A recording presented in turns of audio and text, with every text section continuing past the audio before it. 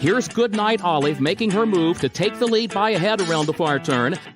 Race Kane has nearly 10 lengths to make up, so does Scooby Quando, verifying the leader. Top of the stretch, Cap It Trice is coming onto the outside. Up to the mark is running late behind Master of the Seas. Set piece down the center of the course. Master of the Seas alongside Annapolis. Here's Elusive Princess coming after Maj, and Mission of Joy tries to find room between that pair. Maj has the lead. Mission of Joy second, Elusive Princess third. The champ in front. Goodnight Olive chased all the way. Tap It Trice! Tap It Trice wins the Toyota Bluegrass. Welcome in. A pleasant good evening to you. Jeremy Plonk here from Horse Player Now as we get set for week 4 of 4. There are 4 days remaining for the Keeneland 2024 Fall Meet. We are going to look at an 8-race card where the big story is the big carryover. The late pick 5 was not solved on Sunday. The carryover, $301,895.96. Somebody throw 4 cents in there and bump it up to $8.96. It's going to be a huge day. A lot of excitement for the final card. The final week's first card, I'm trying to say, should be fantastic. Big money going to be into that pool. $2 million of new money for sure going into that late pick 5. It'll be on races 4 through 8. That's the big news. Some chaos at the end of the card on Sunday. Of course, you get that when you get that kind of carryover. But one player, whoever they were, $790,000 took down the pick 6 on the carryover on Sunday. Was not me. I had 4 of 6. So the $1 pick 6 returned $790,000 on Sunday for the dollar ticket. We will see now as we start week number 4 what we can do with this jackpot here. And not a jackpot wager, don't mean to misspeak. A jackpot in terms of the potential payout and a massive carryover in the traditional pick 5. No jackpot provisions there. Again, $301,896. We'll repeat that a couple times between now and tomorrow. You can be sure of that. We're so happy you're with us for what is going to be, day 14 of 17 for 2024. Brad Cox is 2 wins ahead for leading trainer. He's got 11. Rudolph Brisset second with 9. Brendan Walsh third with 7. Look at the entries. The entries are out for all 4 days for the rest of the week. Brad Cox is going to win this trainer's title. Rudy Brisset is in second with 9 wins. He's got 1 starter left. I mean, he's already mathematically eliminated. He's only got 1 starter left. He doesn't have another horse until Saturday, closing day. Next 3 cards, no Rudy Brisset entries. Brisset's had just an incredible meet, though. What a fantastic meet. His horses all ran huge this season. Brendan Walsh, he's got a chance mathematically to plug out some winners here over the final couple days of the season. But Brad Cox is 4 wins ahead. And I looked at who are the hot trainers week 4 at Keeneland during past meets. You know, who's got some horses left, who runs out some victories at the end of the season here and tries to win before the Kentucky circuit switches back to Churchill, then eventually on to Turfway Park. But the last 3 seasons, Brad Cox has 16 wins on week 4. So that's only 12 racing days, right? 3 seasons, 4 days each. He's got 16 wins. I mean, he's already ahead. No other trainer has more than 7 wins closing week the last 3 years. Brad Cox is going to run away with this thing if history has anything to do with it, and he's going to finish strong. Expect that. Warden McPeak have had 7 wins. If you're looking for other trainers who have done well in week number 4, Brendan Walsh 6. On the other lower, not the lesser trainers, but maybe ones you're not thinking of, Eddie Keneally's got 5 wins during closing week over the last 3 years. So maybe Keneally a barn to watch. And Safi Joseph Jr., he doesn't run that many here, but he's won 3 in the last 3 years on closing week. And he's got a couple in the entry box over the next few days that you might want to keep an eye on. So Safi Joseph Jr., Eddie Keneally, maybe some trainers here to watch that may not be kind of, top of mind as you're thinking of which trainers to look for here in the final week of racing. So we are set to go on this 8-race card again with the 8-race configuration, races 4 and 5 in the middle of the card. They're really going to have a big swing to all the multi-race wagers for the day. Let's look at the snapshot, how this 8-race program lays out. The pick 5 starts in the opener, the early pick 5. No carryover provision to the early pick 5. The second race starts the early pick 4. The first of my 3 key plays comes up in race 3. They'll follow in 6 and 7. Pick 6 starts in race number 3. That was hit again for $790,000 on Sunday. So fresh jackpot in the pick six. Remember, everything must go on closing day Saturday. So maybe we can get a little building carryover the next few days and see if we get another big pick six carryover into the weekend. The pick five starts in race number 4 for the carryover, 301,896. It'll be the final 5 races on the card. But races 4 and 5 are both part of the early and late pick 5. So you definitely got to consider those races in your handicapping as extra work. Put the extra work in on races 4 and 5 for Wednesday. 5th race will kick off the late pick 4. It's also a swing race in the early pick 4 because the early pick 4 is 2 through 5. So again, race 4, race 5's got a lot of action moving in and out of those spots. Key plays for me come up in races 6 and 7, and we'll wrap things up with the Toyota Super High 5, which was hit on Sunday in the final race. So no carryover into the Super High 5. Let's talk picks here for race number 1. Starter Lounge Company, mile and a 16th here on the main track. And we've got a field of 9 kicking things off. Let's look at the handicapper selectors box at Keeneland.com. Yo Puedo, top choice in here for Gabby, Scott, and myself. We're all on the 8 in this spot at 6-1 in the morning line. Tells me we're probably not getting quite 6-1. Might be a little bit shorter than that.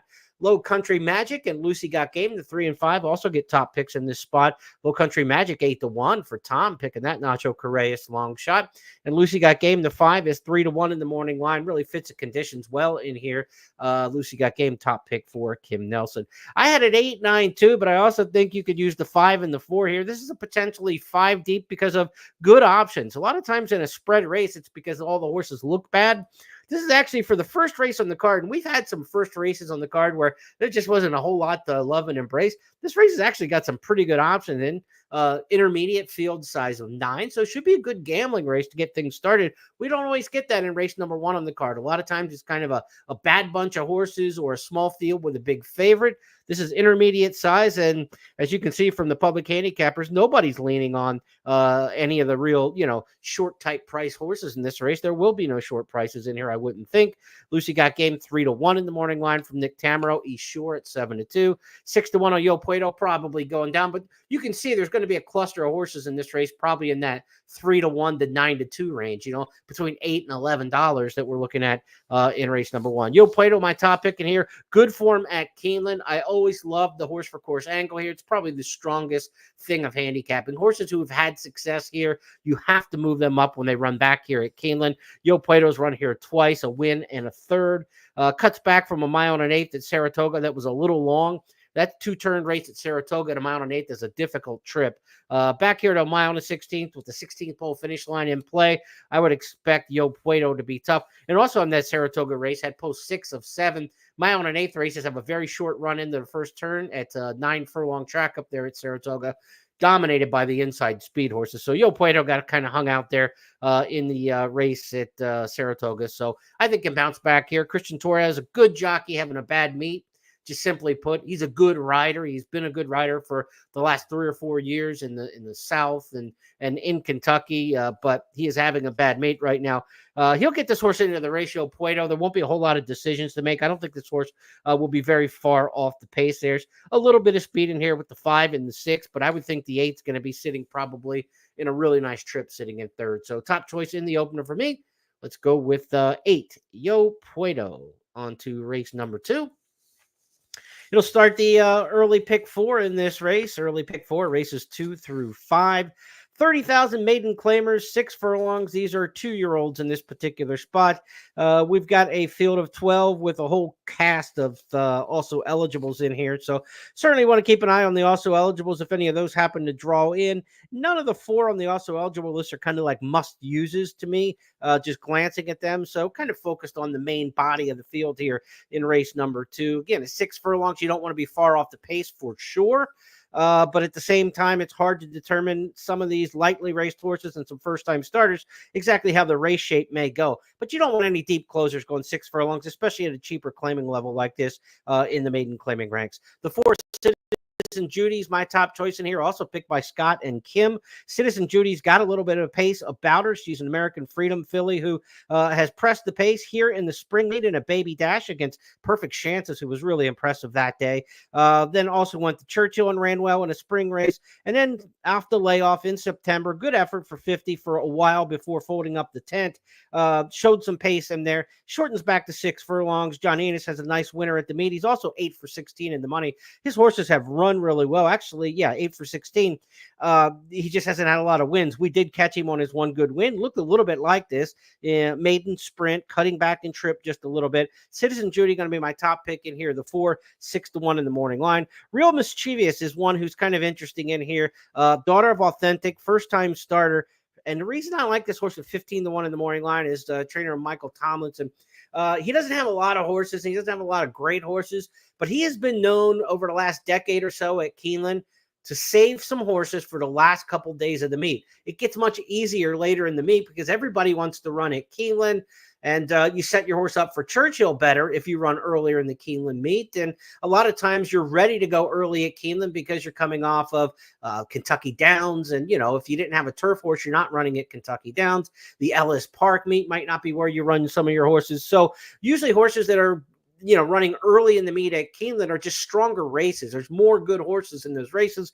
Mike Tomlinson waits for the end of the meet, and he's popped some nice prices. He's got the 12 in here, Real Mischievous, and if this one can run it all, the workouts don't give you really any indication, but if this one can run it all, I wouldn't be surprised if the 12's a little bit of a say in this race, in a race where there really is no major standouts. So I'll give that one a shot in there. The one She Single, again, had a decent mid-move in the debut race, didn't break well, spent all the energy mid-race, and then packed it in, but was well bet at 7-2. So that's actually a fairly good effort, despite the finish at 7th, beating 12 lengths in there. She Single, again, certainly a consideration. I also thought the 2 Golden Irish, first-time starter for Brad Cox. We mentioned, you know, all Cox has done is win about a race and a half a day on average over closing weeks the last 3 years of the fall meet, 16 wins in those 12 racing days. So expect that Golden Irish is probably fairly, you know, fits in this spot where this filly belongs. She's a Golden Sense homebred for the owner trainer or for the co-owners and breeders. And, you know, there's nothing on the workout tab at Turfway that gives any major indicators, but we've seen Cox with these first-time starters in maiden claimers do okay. He's only a 15% winner debuting in maiden claiming, though. So that's why I didn't put the 2 in my top 4. But 4, 12, 1, 2, all with some consideration in this particular spot. Tom took a shot at number 13, Richo for Mike Maker. If that one draws in off the also eligible list, one you want to keep an eye on. Does have a bullet workout at Turfway. We'll check the scratches and changes tomorrow around 10 o'clock, 10:30 to see if that one happens to get in the field for Tom. Reminder while we're on that note, you can get my updated analysis every morning after scratches and changes are in. I readjust my final picks, give any final thoughts I have on the card, and the last word before post time, if you will, from me comes here at Substack. So Substack is a free service for publishers.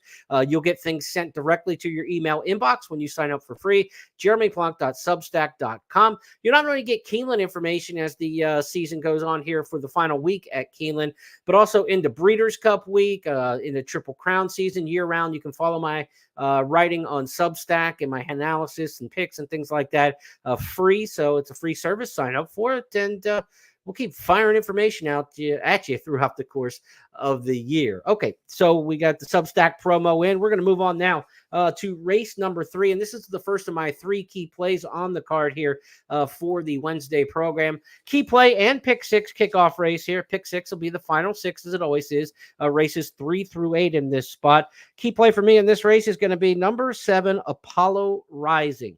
Now, we've had a little bit of success with these longer distance races at the meet. This one's a mile and 3/16. So the longer they go, the more I'm going to lean on class and pedigree and some stamina. Apollo Rising picked on top by Gabby and myself, but none of the others have that 8-1 shot picked in their mix. This is a pure distance runner. Caraconti on top out of an Invasor mare. 2 for 3 at Keeneland. So you've got a horse who's run well here in the past. Went a mile and an eighth in the non-winners of 2 condition and romped here back in October of last year. In April of last year, ran a good second at a mile and a 16. has a little bit of forward placing about him and his running style. And in these longer races on the dirt, the pace tends to slow down. And it's not about plotters passing horses usually. It's about horses who are within 2 or 3 lengths of the lead, kind of hanging in there. Now, a couple of these horses, and why this becomes a key play for me, not only because Apollo Rising is 8-1 in the morning line, but I think the one Gilded Crack in the morning line favorite 5-2. I've got this one as too far. I don't think this horse is going to run well at the mile and 3/16 distance. Pedigree leans a little bit shorter with that Indian Charlie on the dam side, but the running lines also indicate it. I know this horse got away last time in a small 6-horse field, went wire to wire and coasted through easy fractions and won easy at a mile and a 16th. But this is a full 220 yards, an eighth of a mile longer than that race. And if there's any tempo to this spot at all, this horse is going to have to just run a little bit. And I think that there is some distance or there is some pace in this race with number 9, Ministerial. So Ministerial can run and put a little bit of pressure. Certainly a short pedigree for that one by Uncle Mo out of Kauai Katie. Expensive, but this horse is bred to be a mile and a 16th. So the 1 and the 9, the two horses who are 5-2 and 5-1 in the morning line, 2 of the top 3 choices amongst the morning line, I don't think can get this trip, and they're both going to run the same kind of running style. If one doesn't get the trip, both won't get the trip likely. So I'm against both of those, 1 and 9, tossing that, and that's why it makes this a key race. Because not only do I like Apollo Rising, who can trip, should run well over this distance, be forwardly placed, but likes Keeneland 2 for 3 here lifetime, and I don't like the favorite. So this is really one of the better key plays of the meet, honestly, because it's a combination of having a negative opinion and a positive opinion, and your positive opinion is going to be on what could be the better prices than what the negative horses are. So as we look across the way, Apollo Rising top choice in here for Gabby and myself. No one else has that one named in their top 3. So 8-1 in the morning line. Even I'd like this horse at 3-1, honestly. So 8-1 is great. Somewhere in the middle, we're very, very happy with that. Also in there, 6, Curlin's Gesture. There's a Curlin on the main track here at Keeneland, and they're going to mile and 3/16. I'm going to be interested. And this horse has beautiful running lines. I mean, 3 of the last 4, 2 wins and a second by a neck. No reason that the 6 of the morning line choices, the 6 is 7-2 in the second choice. That's the most trustworthy of the horses in the top 3 in the morning line. And the 8 Overstatement's kind of interesting. Coming back on 19 days rest. This is the second start of the meet, but this horse is really going to like the distance in here. And that runner-up effort opening weekend here at Keeneland was against the speed bias, right? Everybody was just going right to the front. This horse closed from 4 back to get beat a length, and there were 6.5 lengths to everybody else. That was actually a really nice race from the Kenny Miller trainee. They're going to wheel back, and I kind of like that. Look, we got a horse in good form who liked the track. Let's try to get something here. He's eligible for the starter allowance. It's $63,000 purse. Overstatement, the 8 at 20-1 in the morning line, is very interesting to me for the exotics. Nobody else has that horse mentioned. I think going to be a very good price. So love the 7, respect the 6. There's nothing to knock on the 6 at all. And the 8 is really a live wire in here. So with a 9-horse field, I'm not too excited about playing tries and supers in 9-horse fields. I like to see 10, 11, 12 in my try and super races. Remember, losing tickets pay the winning tickets. That's how it works in parimutuel wagering. So the fewer combinations that are in a race, the less likely you are to get a big and fair return on your tries and supers. So I would limit to exacta plays in here, but 7-6, 7-8, you could do a little boxing.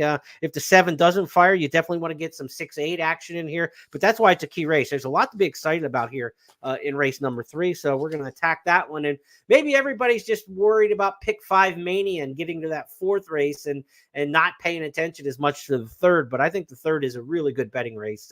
One of the better ones of the meet. So let's go now to race number 4, where all the attention will be. Even the players who aren't playing Keeneland on Wednesday, but come in for the carryover, they might be out of the first couple of races and just playing, say you're a New York or a California or Florida player, and you're like, I don't play Keeneland that often, but the carryover is going to draw me in. Those kind of folks won't be on the early couple races on the card probably. So 4th race on the card, pick 5 starts in this particular spot. And look, there's a couple different ways you can go in this race. I don't think this is a spot where anybody's going to be leaning on a hard single in here. Strava's picked on top by 3 of the handicappers, Gabby, Kim, and Tom. I've got Strava second. Showtime the 2, or Showtime the 4 for Scott, 2 Nuller Bar for me. There's a lot of 2, 4s, and 5s as you kind of mix your way around the top threes.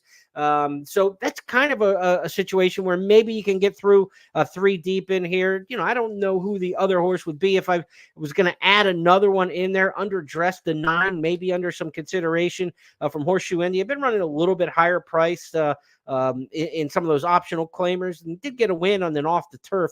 But my problem is those 2 off the turf wins were running against horses who were more grass horses than dirt horses. So the 9 underdressed with a wide post in here going to my own 16th, not necessarily for me at 3-1 in the morning line, but if you wanted to add another one, maybe. But 2, 5, and 4, I think you definitely want to use here to kick off the pick 5, I should say, with the big carryover. Strava's got a decent win over the track here at Keeneland, going back a ways.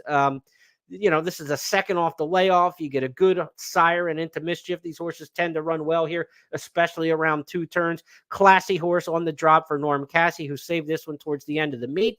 Wouldn't be surprised if Strava's the one to beat. But Nolar Boar, the 2 for me, is the horse who's got some inside pace. And I love inside speed going to my own 16th here. Short run to the first turn. That wire comes up quick at the 16th pole finish line. So I think Nolar Boar can just kind of go out of there. The 1's got no speed at all. The 3 doesn't have a lot of pace. The 4 Showtime will go. 2 and 4 are going to go and kind of, I think, control this race a little bit from a pace standpoint and give me the speed there. 2 and 4. The 5 makes sense. Strava with the class, maybe not totally up front with Strava, but won't be far off of it.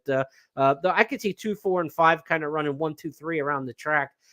Those are the 3 for me. Give me the inside and give me Nolar Bar 9-2 in the morning line. Candy rides, they hit about 22% here over the years, going 2 turns at Keeneland. Just been a long time positive sire over this racetrack for a decade since it went back to dirt. So Nolar Bar, my top choice in here. Christian Torres, we said, good jockey having a bad meet. Maybe he can kind of make amends. I've got him twice in the first 3 races on the card coming up here on Wednesday. I always have to pause about the day of the week. It's the day of the week that gets me. I talk all these horses, numbers, stats, trends. What I can never figure out this time of year is what the heck day of the week it is. It is Tuesday night. We're previewing for Wednesday. We'll try to keep that organized. Then you throw in the Breeders' Cup stuff, right? We got Breeders' Cup pre-entries going to be announced tomorrow. I think noon Eastern, the announcement for Breeders' Cup pre-entries. All excited about that. My printer's not too happy about it. There's going to be a lot of pages going slammed off the laser printer tomorrow. But I'm excited to get handicapping for the Breeders' Cup. And between now and the end of the week, and we see the pre-entries, we'll mix in this podcast a little bit of talk about horses who may be training at Keeneland or are alumni of the Keeneland Fall Meet and what I think about their chances going into the Breeders' Cup. Obviously East Avenue, the horse who won the Breeders' Futurity, going towards the juvenile. He was so very impressive. One of the more impressive horses of the Keeneland Fall Meet. So looking forward to seeing him. And we'll talk more about the Keeneland alumni headed to the Breeders' Cup a little bit later this week. Let's stay on track here for race number 5. Race number 5, second leg of that carryover pick 5. Also the kickoff to the late pick 4, the end of the early pick 4. So a big swing race in here. I think this is one where you're going to have to take a little more of a wait and see approach here because the also eligibles look pretty live in here. This is a Myona 16th maiden special for older horses. The 13 Bunchen can run, a horse who went over to Royal Ascot. We saw Bunchen run here in the baby dashes for Wesley Ward back in 2013. Love Me Sweet looks like a very interesting first-time starter for Graham Motion. Bourbon Thief looks like she could definitely run in here for Ian Wilkes. And Time Stone, the outside runner for Cherie DeVoe, has good running lines and a hot barn. So 13, 14, 15, 16 are all interesting. Every once in a while, I'll throw one of the also eligibles in my picks right off the bat. But I think all of these also eligibles kind of play. And if I did that, we'd have no picks for the race if the main body stays together. So again, adjust. This is a good reason to sign up for the Substack and get the update tomorrow. I'll take it into account who gets in and who doesn't in race number 5, because really scratches and changes are going to be most critical to this race to any other race on the card. They're always important. You hate to see like when a horse you really like ends up scratching, but the whole outcome of race number 5 is kind of dependent on who ends up in here out of that 13 through 16 also eligible list. So amongst the main body of the field in race number 5, there's a big favorite in here in the 10, Bird Watching.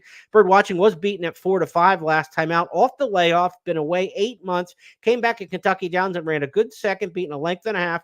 horses didn't close that well at Kentucky Downs this season, where speed really carried. It was dry and warm, and conditions were certainly towards front runners. So a really good effort from Birdwatching. Now you got to get out of the 10 hole with a horse who's got kind of a mid-pack running style. That's usually a tough spot to be. So Birdwatching's the horse to beat in here, but I don't think without any sort of reason to get beat. I mean, or without any reason to get beat. This one, there's a lot of ways that Birdwatching could end up losing this spot.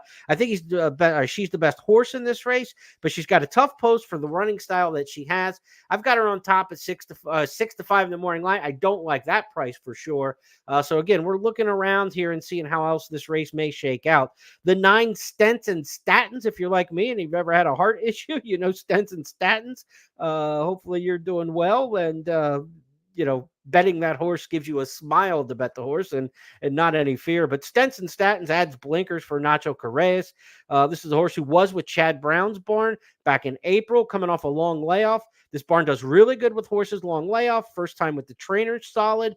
The workouts over on the synthetic at Turfway. Stents and statins, I think, comes back running in here. But like the 10, has a similar mid-pack running style and an outside post. You could see that one getting left behind a little bit. Off the layoff should be a little fresher, and fresher horses tend to run a little bit more to the front of the pack than their running line suggests. And they add blinkers. Nacho adds blinkers here on stents and statins. So while the 9's been kind of a horse who's been stalking 5th of 10, 6th of 10, 5th of 9 in previous races, could be up in the one, not necessarily on top, but I could see stents and statins in 2nd or 3rd in this particular race. Speed probably comes from the inside, and Practical Diva, the 3, is a 6-furlong sprinter stretching out in trip. The 4, My Brazilian Girl's been up towards the front in the one turf route at Ellis. Could be showing a little bit of pace in here. But don't be surprised if the 9 shows a little bit more speed for those 2 factors. Something to take with you. We try to give you a little handicapping 101 for not just the races that are coming up and how to attack this specific 5th race, but stuff you can take with you to your next bet, whether it's at Keeneland or whatever track you're going to play the rest of the year. So when trainers add blinkers, they tend to be a little bit more forwardly placed, and sometimes a lot more forwardly placed than what they're used to. The blinders coming out of the gate, the horse really gets into the race, and that's one of the reasons the trainer gives a horse blinkers. The other being the horse who loses focus, like in the stretch, and is kind of being gawky and silly and not minding their business. They'll give it to them for focus, but they either want more early interest or focus when they add blinkers. That's 99% of the reasoning, just with those 2 reasons alone. And the other thing, when horses come off long layoffs, they're generally pretty fresh and geeked up to run. So that can make a horse. So the 2 things that would change how you see a horse's running style in the past performances: blinkers on and coming off a layoff. Sometimes those horses, for both reasons or one reason, will show more early speed. So when you're trying to project how a race might set up, keep those couple things as factors. The other thing, we talked about this earlier in the meet, is an extreme post position. You draw the rail, you're going to stand out of there to hold and maintain your position. You draw an outside post, you're going to try a little forward or drop all the way out the back. You've got 2 options from the outside. Either go way back early or come running out of there. So extreme post positions, blinkers, and fresh off layoffs are all kind of things that might change a horse's running style for you to consider. As for the others here in race number 5, let's look across and see what the other handicappers have. Birdwatching, top choice in here for Tom and myself.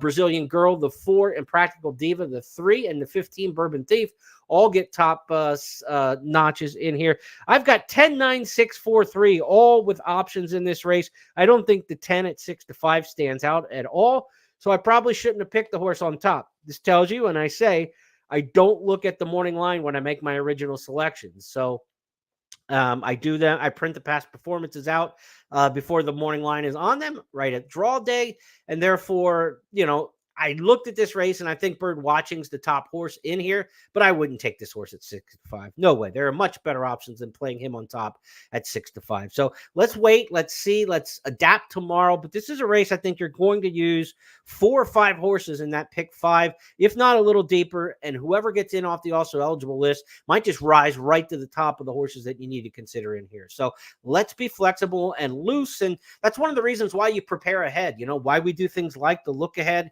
You say, oh, well, you handicap the day the entries come out. Well, then you can adapt as you get to race day.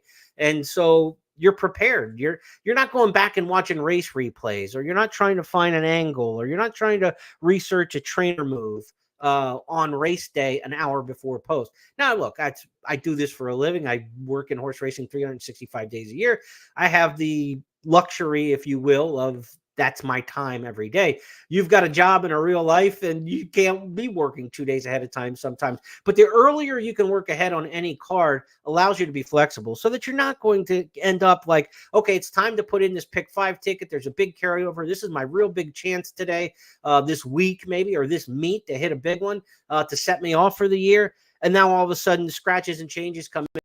And the first time you see them, you've got no idea what to do now, because everything changed and you're kind of scrambling and you've got 4 races in the pick 5 you put a lot of work into, and you got 1 race where you're just kind of like in 5 minutes trying to figure out who to use. You don't want to be in that situation if you can. So we'll prepare ahead and we'll try to get you an update tomorrow on race number 5.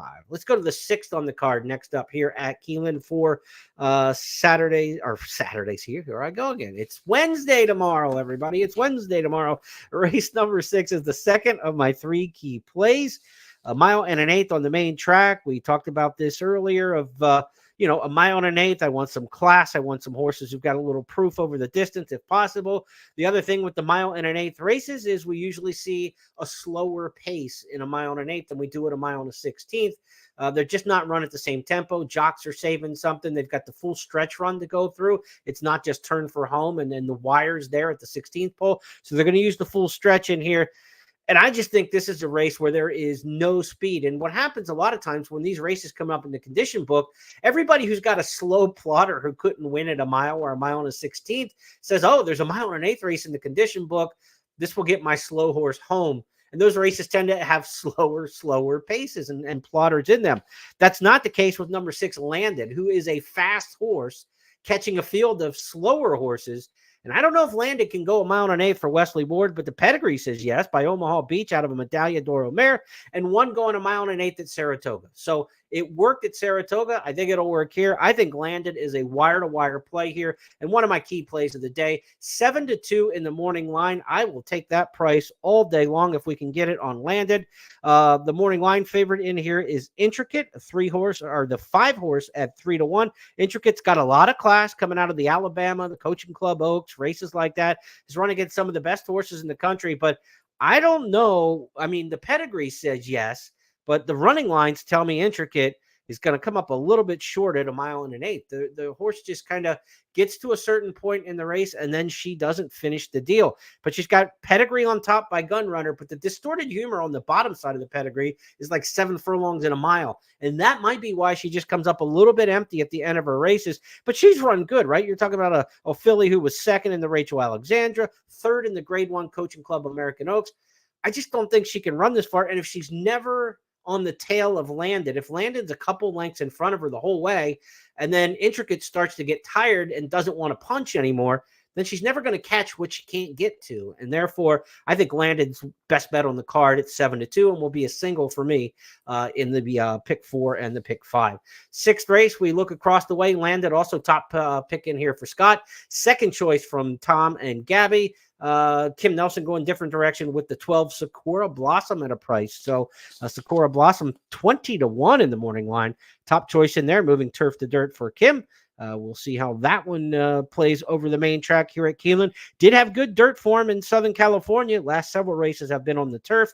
If you look at the dam side, and I'm trying to make the case here for Kim's pick, not knowing why she liked the particular horse, but the 12 Sakura Blossom is interesting, and that's why I like to do this. I like to review other people's picks and see if there's something to them that maybe I'm not seeing. The dam sire, Super Saver, and Super Saver at one point was just a blind bet as a sire with his horses routing here on the main track at Keeneland. Really did strong there for several years. So Sakura Blossom might really like 9 furlongs here at Keeneland. Maybe one to consider in there if you're looking for a price horse. Maybe underneath for me, because I'm convinced Landed is a wire-to-wire winner in this particular spot. But if you want to use 6 over the 9, 5, 12 and work the 12 into the exotics, Kim's opened my eye to that one, and seeing that Super Saver in there, which I really hadn't given a lot of consideration to. Second thought might be one to consider in there. Sakura Blossom, the 12 underneath. So a best bet of the day with another long shot maybe to throw underneath. I'll take that. Landed, race number 6, the second of my 3 key plays. We'll go to the 7th race on the card. Turf Sprinters here, 5.5 furlongs on the main or on the turf. Of course, this is a Lowndes company, and we've talked about this a lot. The power posts, as I like to call them, 3, 4, and 5 post positions in big field turf sprints here at Keeneland. They've been really good over the years. I mean, really good over the years. This meet, they have been ridiculously over the top good. There have been 11 races this meet, turf sprints. 9 of them won by post 3, 4, 5. 9 of 11 races. The average winner through that group was 7-2. 5 of the 9 winners were favorites. We're just seeing some prices pop through the power post. But when you get a good horse in a power post, we had this on Sunday. It was one of our key plays of the day. It was Wesley Ward with a good-looking turf sprinter in a power post, and the horse ended up paying $10.80 or something like that. It was almost a full 9-2, over 4-1. Like, you just don't think about it. Like, you get a good horse in a power post, you just kind of move on and say, where do I want to go second or third? Now, you've got to be a little creative in this particular spot, but we've seen these power posts over the years produce about an average winner of 9-10-1. This meet, they've been much shorter, so they've been horses who were very logical. We're going to have prices in the power posts in this race, race number 7. The 3 Mark of the Z is 20 in the morning line. The 4 Front Run the Fed is 30 in the morning line, and the 5 Amen is 12-1 in the morning line. I ended up taking Amen on top, going to be my top selection in here. The last 2 races are not good. When you have a horse who's run 2 bad races in a row, to be a forgiving handicapper, that's how you get a big price. And you say, well, why did this horse run 2 bad races in a row? The last one was down the hill, the unique turf course out at Santa Anita, Southern California. Look, a long road trip and over a unique turf course, crossing over the dirt, everything that goes into that race. And it was the grade 2 Eddie D Stakes. Draw a line through it. Prior to that, a mile and 70, which was too far for this horse at Kentucky Downs, a track a lot of horses don't fire at. Draw a line through that. Now you go back to the turf sprints, and this horse has kind of been there a lot. And in the spring, in the Shakertown Stakes here at Keeneland, got beat a length by Arzak, who's one of the top turf sprinters in the country. So I think Amen's got a shot in here for Joe Orsino barn, who's been very good with turf sprinters over the years. I'm going to give the 5 Amen my shot in here, 12-1 in the morning line. So this is going to be my 3rd key play on the card. Let's take a look at the other handicappers across the way. Can we expect to get that 12-1 on Amen? We're on Amen Island in this race. Nobody else has Amen picked anywhere. So that's good. We're going to get to 12-1. I feel good about that. Jose Ortiz has had a good meet, riding almost 20% for the meet. So you get a good pilot from a great post, a horse who's proven over the course, and you've got some excuses to make for recent starts. You know, this horse hasn't been a win machine in recent years, but, you know, a lot of races getting beat a length or two. If the post is advantageous enough and can take advantage of it, that might be worth a length. This horse got a terrible post, 1 out of 12 in the Shakertown, probably the worst place you can be in the Shakertown. And this horse got beat a length by Arzak at 21-1. So I've made my case for Amen. We'll see how it shakes out. Mischievous Rogue is in post 6. If there's any scratches, that horse would obviously come in. But 6 is a great post, too. There's no big argument there. Mischievous Rogue has run well over this course. Mike Maker's having a terrible meet. He got a little bit better here later in the meet with a win or two, but overall, really underperforming. Joel Rosario is back to ride here at Keeneland on Wednesday. He's been up in New York mostly for the meet. In fact, he has not been to Keeneland this season yet. Mischievous Rogue gets Rosario. Lest we forget how good Joel Rosario is in Keeneland turf sprints. He is the king of Keeneland turf sprints. Irad Ortiz having a really good meet riding the turf sprints here. But give me Joel Rosario on the turf sprinting at Keeneland for the last 10 years, and I'd put him on any horse that I had as my number 1 pick if I had to make a jockey. So he's on Mischievous Rogue, 8-1 in the morning line. Horse runs well here. A very good pairing, a very good post. 5 and 6, 2 horses I like. 2 horses at very nice prices. You can start to see why this is one of my key plays of the day. Arrest Me Red, a ton of respect for this Wesley Ward trainee, has run a couple decent races over the track here. The Shakertown back in 2023, just missed by a half to Caravel. In good form off the last 2 at Ellis and Kentucky Downs. But the rail is no picnic in these kind of races with a big field, statistically tough. You do get the legendary Frankie Dettori to ride. I just think the one is a horse who's probably going to find a little bit of traffic in here, and it doesn't take much to get beat. Going 5.5 on the turf with a big field of 12. So I like the one Arrest Me Red, but I honestly think 5 and 6. If I can get through this race with the 5 and 6, I'm going to be pretty happy about that. Out of door, the 7's one that has some consideration, and I think one that you want to kind of give a look at. Scott and Kim both have that one picked on top. Luis Saez has already ridden 3 turf sprint winners at the meet.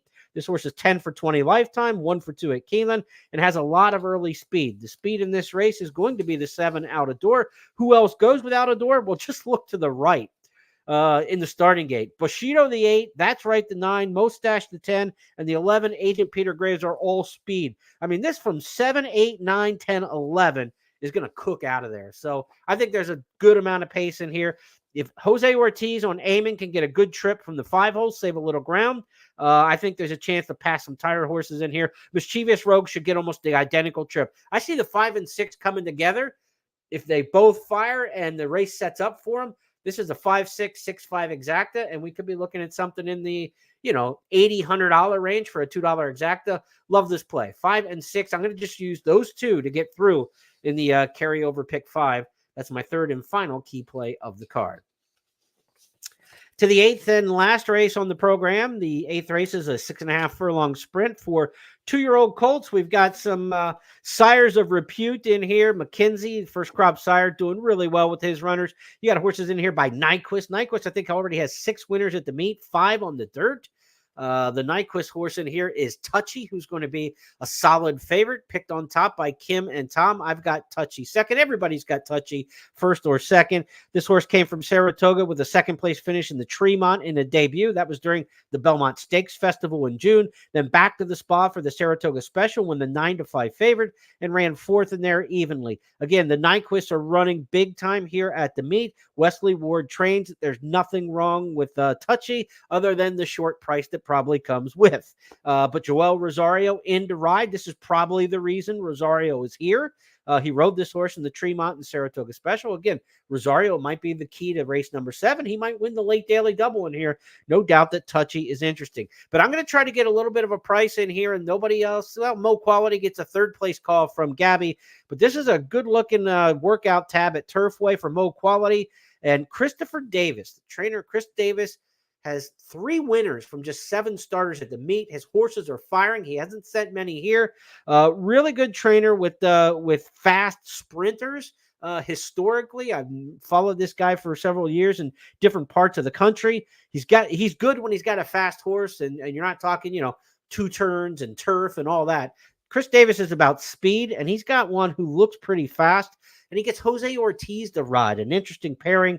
They've been together 32 times in the last couple of years. 25% wins, according to DRF. $3.34 back for every $2 you bet. So a nice, by 150% profit betting Chris Davis teamed up with Jose Ortiz, and Ortiz rides a first-time starter. I really like good rider jockey trainer pairings with first-time starters, because the agents for these horses are going around to the barns and they're talking, and they're like, who do you got? Who do you got that's new in your barn, and first-timers and, debut horses? And Jose Ortiz and his agent are locked in with Chris Davis here. So I'm going to take the 6 Mo Quality, but maybe running into a complete buzzsaw with Touchy in here. To me, it's probably got to be one of those 2. If you get beyond those horses, Original Sin is a first-time starter. A Curlin for Brad Cox with good workouts. You could definitely make this case. You could definitely get to the 10, 6, 4, and 10. If you look across the way, though, there's a little bit more division in this race, handicapping, than I thought there would be.